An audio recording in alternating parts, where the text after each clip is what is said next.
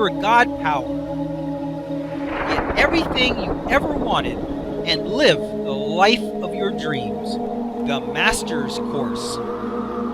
Copyright 2010 by Richard Lee McKim Jr.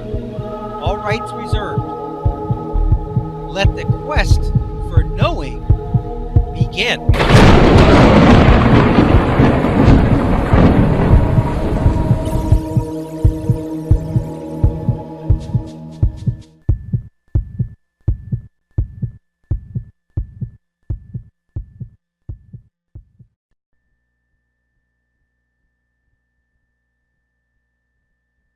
You have no defenses and no protection, and you don't need them.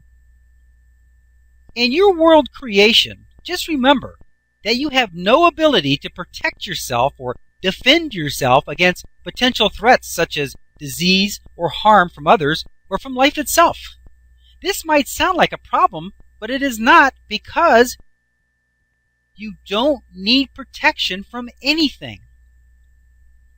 Nothing can come into your experience unless you invite it by thoughts and actions. No one has ever been harmed or died of a disease that they themselves didn't create and attract. How could they?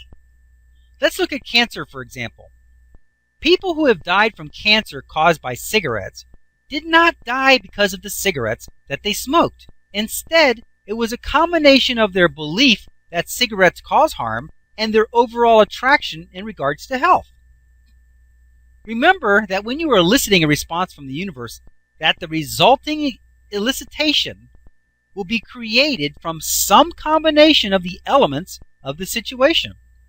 If this person was creating negative vibrations from poor meanings on a regular basis, then they were attracting and eliciting harm to themselves in the same way as the rice was eliciting harm to itself with the negative labels it had.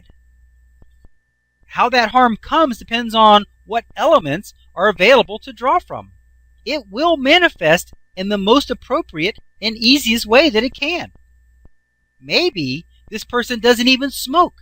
Then what? Cancer will develop from some other source. Perhaps it will then be colon cancer or breast cancer or some other type. What if this person has watched what they eat and done breast exams, and there is no way that they can have any elements that can cause cancer? Then it might be heart disease or a heart attack that will be elicited into effect.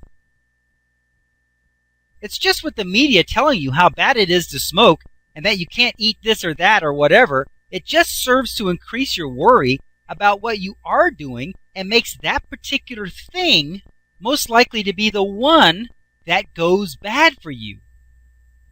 How do they know that it's bad anyway? Is it because of the proof that was elicited by the ones who died from it? Don't you realize that if someone thought eating fruit would kill them, they would elicit some proof of it and they would die? Then these so-called experts would then point to the evidence and proof that this person elicited and say that eating fruit is bad for you. Of course, that probably would never happen because most people think that eating fruit is good for you. Do you see what someone else does in their own reality and dies of in their own reality has nothing to do with you? Everything that some people have died from caused no harm whatsoever to others who did or ate the same things. Do you see where this is going? The reason that so many people die of cancer from smoking is that there are so many people who smoke, and there is so much propaganda that it is going to kill you, that it makes it an easy way for the body to receive the harm that's coming its way.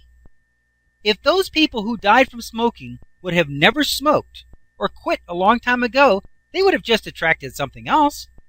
It is obvious that they weren't attracting good health, or the cigarettes would have never harmed them. How could they? Do you remember the challenge example back in Chapter 2, The Meaning of Your Life?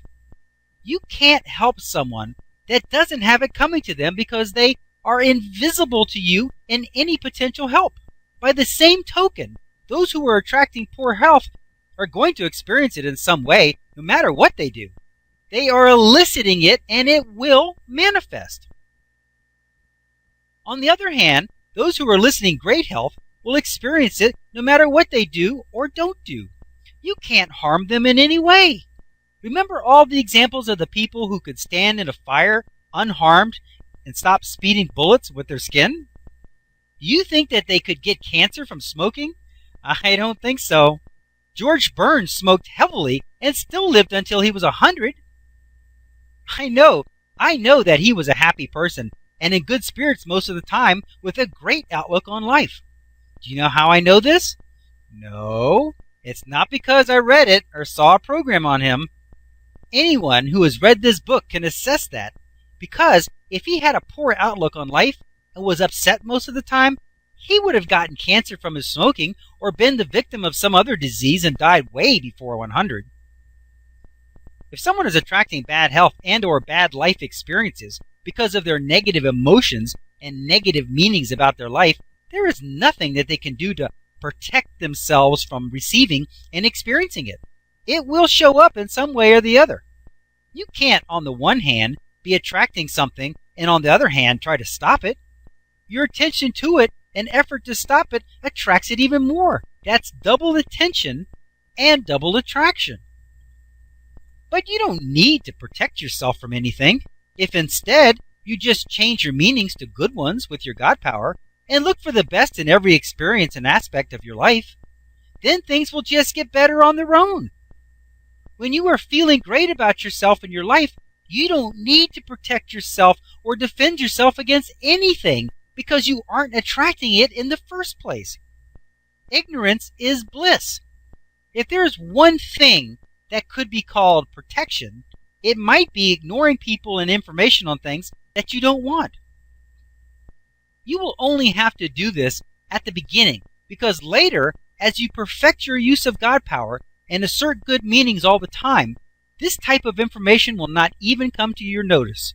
You will automatically be filtering it out and be totally ignorant of the facts, and that will be a blessing to your life.